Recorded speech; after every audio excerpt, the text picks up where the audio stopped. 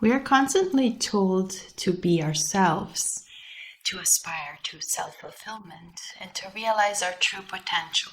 And if, like me, you've grown up in various different cultures, then these imperatives are especially confusing for you because you know that there are different standards of excellence for a flourishing life, and there are very different ideals for where your potential might lead you to.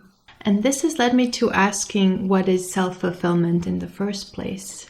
What is the self? And what would it mean for the self to be fulfilled?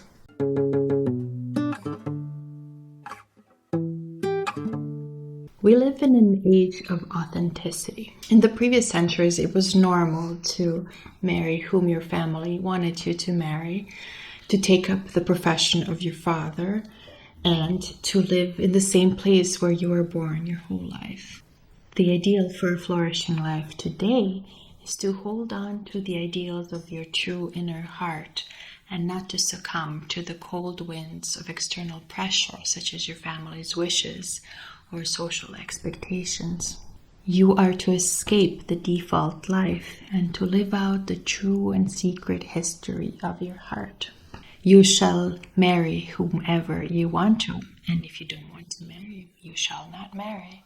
You will live in whichever place sparks your imagination and whichever place you find suitable to live out your dreams. And you shall become who you want to become: a writer, an actor, a director, a shoemaker. However, I find that finding your true self inside you is not as easy as it sounds, and that cultures do contribute a lot to what one wants to be and the kind of person one strives to become. So in a previous video, I talked about my own transcultural background, how I was born in the former Yugoslavia, grew up in Serbia, and then Taiwan, and then moved to Switzerland, spent some time in the US and Bosnia, came back to Switzerland. And at the first glance, people like us have an advantage. We're not too snugly packed into our extended families.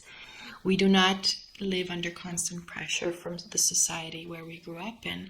We're not constantly confronted with their ideas of who we are and who we are supposed to be. And since we've switched cultures so many times, we cannot take seriously these cultural expectations that one is to become a certain kind of person. So in this sense, we have no other choice but to find our way. It's what we've been doing our whole life. I found that people like us often share the disorienting experience, that different standards of flourishing and excellence, different ideals for what it means to live a fulfilled human life, don't translate so well between the cultures. We feel misunderstood and alone.